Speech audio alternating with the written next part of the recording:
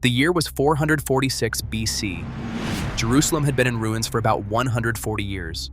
The walls that had protected the city of David for centuries had been torn down stone by stone. Its gates, the symbols of a city's strength, had been burned. Entire generations were born and died, seeing nothing but rubble where glory once stood. And when God finally decides to rebuild the walls, whom does he choose? Not a seasoned general, not a renowned architect, not a prince from David's royal line, not a prophet like Isaiah or Jeremiah. He chooses a cupbearer named Nehemiah, a man whose best-known skill was serving wine without poisoning the king. Yes, the royal cupbearer in those days was a highly trusted official. But Nehemiah had no army, no personal resources, no political authority to determine the course of a nation subdued by an empire. He depended entirely on the approval of a foreign emperor to rebuild the city that had once been the capital of God's people. A significant part of the project's funding would come from the Persian treasury. The letters of authorization would bear the seal of a worshiper of pagan gods. The building materials would be supplied by governors who did not know the Lord. Remarkably, God would use the empire that had replaced Babylon, the same Babylon that destroyed Jerusalem, to rebuild Jerusalem. When God decides to act, he does not need ideal conditions. He does not wait for perfect resources. He does not look for the most qualified candidates in human eyes. He takes an anguished cupbearer, a pagan king, and a people disciplined by their own sin, and does the impossible. This is the story of how Nehemiah rebuilt the walls of Jerusalem, not as a leadership manual, but as a testimony to God's absolute sovereignty over kings, empires, and even time itself. Because in the end, it was not Nehemiah who rebuilt Jerusalem. It was the good hand of God working through him. The Bible records that Nehemiah rebuilt the walls of Jerusalem together with the people in just 52 days. The reconstruction of the walls took place in 445 BC and was a true miracle performed by God. Nehemiah was devoted and committed to the will of the Lord. But although he was an exemplary man in many ways, the entire effort to rebuild Jerusalem's walls was the result of divine action. To better understand the significance of the rebuilding of Jerusalem's walls in Nehemiah's time, it is helpful to step back a little further in the history of the Hebrew people. The city of Jerusalem was conquered by King David, who made it his political and religious capital. As long as David and Solomon reigned, the covenant people remained united as one kingdom, with Jerusalem as its capital, at that time a glorious city. But after King Solomon's death, the nation of Israel was divided into two parts when the northern tribes rebelled against Jerusalem's rule. That is how the kingdoms of Israel in the north and Judah in the south came into being. This division was not merely political, but reflected a deep spiritual crisis. The rebellion of the northern tribes reached a turning point over tax issues during Rehoboam's reign. But its roots lay in the growing apostasy that had already begun even during Solomon's reign. The king who had built the magnificent temple of the Lord in his later years allowed his heart to be turned away by his many foreign wives, who led him into idolatry. In this sense, we can see these events as a return to the Deuteronomic principle. Faithfulness to the covenant brings life in the land, while idolatry and rebellion lead to the loss of the land. That is why Nehemiah's story does not begin in Nehemiah 1, but in the long narrative of royal failure, unfaithful worship, and covenant judgment that runs through Samuel, Kings, and Chronicles. Both the kingdoms, Israel and Judah, failed to keep the commandments of the Lord. The kingdom of Israel was the first to fall, with its capital in Samaria. In 722 BC, the Assyrians conquered the northern kingdom and exiled its people. That story is recorded in 2 Kings 17. The fall of the northern kingdom served as a warning to Judah, but the southern kingdom did not learn the lesson. Prophets such as Isaiah, Jeremiah, and Micah were raised up by God to call the people to repentance, warning them of the coming judgment. Their message was clear: unfaithfulness to the covenant would inevitably bring the curses prescribed in the law of the Lord. Yet despite periods of reform under godly kings like Hezekiah and Josiah, the overall pattern remained one of spiritual and moral decline. Centuries later, the same pattern that brought down Israel in the north was repeated in the kingdom of Judah in the south. Between 605 and 586 BC, the Babylonian army under King Nebuchadnezzar marched against Judah and conquered Jerusalem, carrying out a series of deportations. Because of its unfaithfulness to the Lord, the southern kingdom was devastated. Jerusalem was invaded, plundered, and destroyed, and most of its people were taken captive by the Babylonians. From that point on, a long period of captivity in Babylon began, and Jerusalem was left virtually abandoned in ruins. Solomon's temple, which had been the center of worship of the true God for nearly 4 centuries, was desecrated and burned. The sacred vessels were carried off as plunder to Babylon. This tragedy represented more than a military defeat. It symbolized God's judgment on a people who had repeatedly broken his covenant. The destruction of Jerusalem fulfilled the prophetic warnings and showed that not even the presence of the temple would guarantee divine protection when the people persisted in rebellion. Therefore, the later restoration could not be interpreted as a simple urban recovery. In the biblical horizon, rebuilding Jerusalem meant dealing with the central question of the post-exilic era. Was it possible to reconstitute a holy community after such a deep collapse? The city needed stones and gates, but it also needed memory, repentance, renewed worship, and submission to the Word of God. During the captivity, governing power over the greatest empire in the known world passed from the Babylonians to the Persians. All of this, of course, happened according to God's plan. This is one of the great theological paradoxes of this period of biblical history. The same imperial world that displayed Judah's humiliation also served as the instrument of its preservation. The biblical theology of the post-exilic period insists on showing that God's sovereignty is not limited by Israel's borders. He governs decrees, archives, administrative routes, and imperial decisions in order to fulfill his word. The new great emperor was King Cyrus, whom God used as an instrument in his hand to allow his people finally to return to Jerusalem. Around 539 BC, the first group of exiles returned to Jerusalem under the leadership of Zerubbabel to rebuild the temple and re-establish Judah's national calendar, as narrated in the first part of the book of Ezra. Later, around 458 BC, Ezra led a second group, and finally, in 445 BC, the third return of exiles took place for the rebuilding of Jerusalem's walls. The sequence in 3 major movements, temple, law, and walls, helps us see the logic of the biblical record in Ezra and Nehemiah, which presents the restoration of the community in complementary stages: worship restored, identity instructed by the Torah, and the city protected once again. So notice that the return in successive waves revealed the wisdom of divine providence.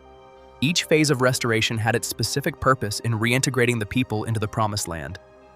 The first wave, under Zerubbabel, focused on restoring worship, the heart of Israel's identity as the people of God. Without the temple and the sacrifices prescribed in the law, Judaism could not function properly. The second wave, led by Ezra, focused on spiritual reform and instruction in the law. Ezra, described as a scribe well-versed in the law of Moses, recognized that it was not enough to have a physical temple if the people did not know and obey the Torah. His emphasis on teaching the Word of God prepared the spiritual ground for Nehemiah's later work.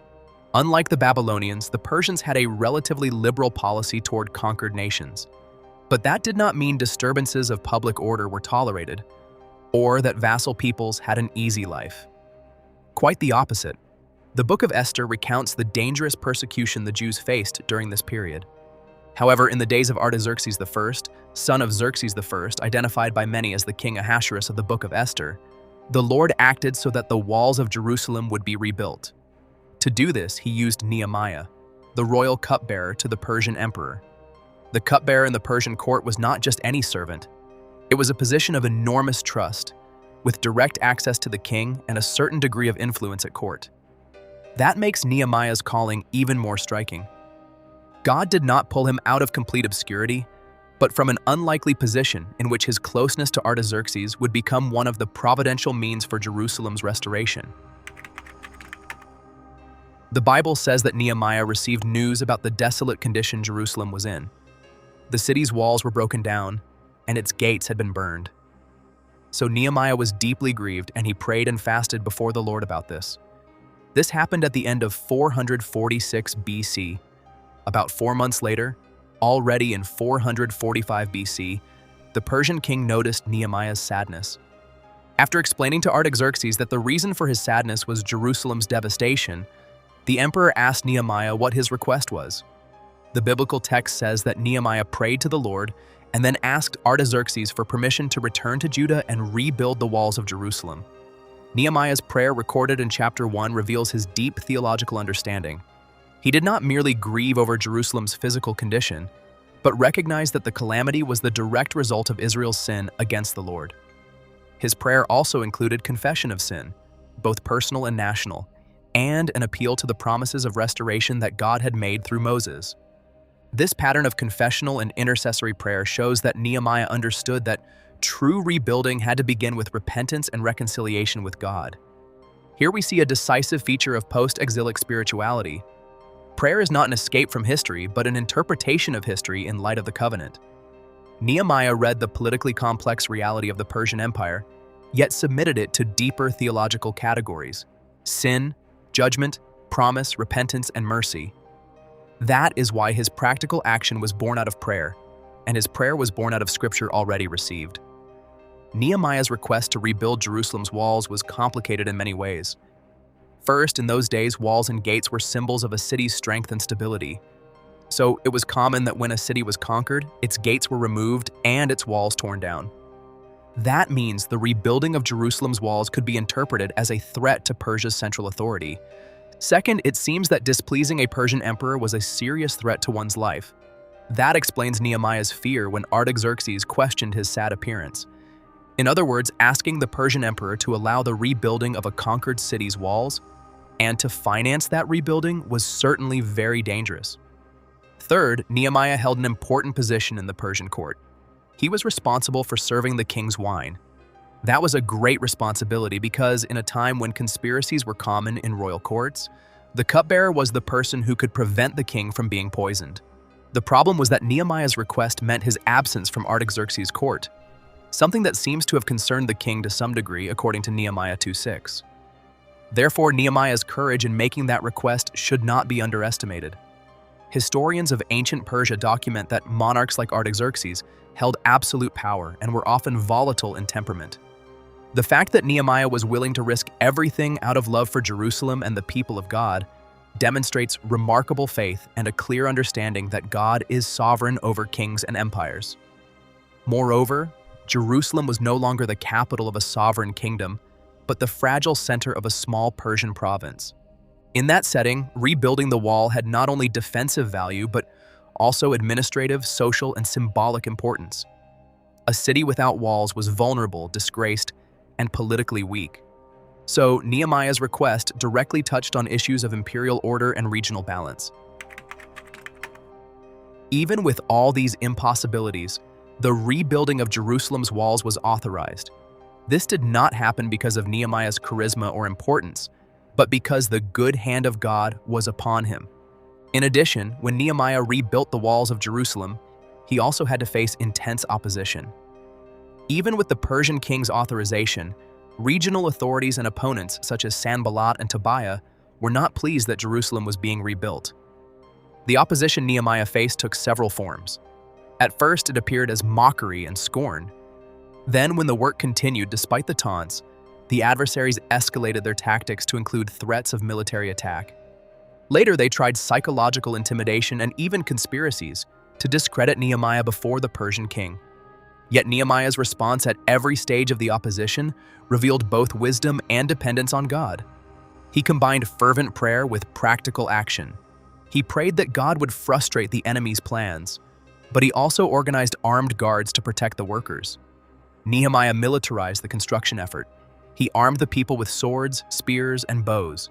The order was clear, and the image unforgettable. The laborers worked with one hand on the job and the other holding a weapon.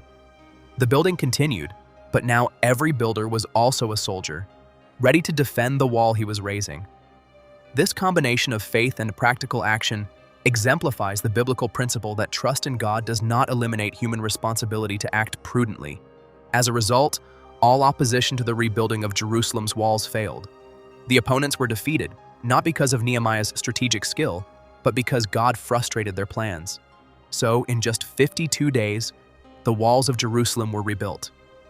All of this happened because of the sovereign hand of the Lord. Nehemiah was an instrument used by the Lord, but in the final analysis, it was God who accomplished everything.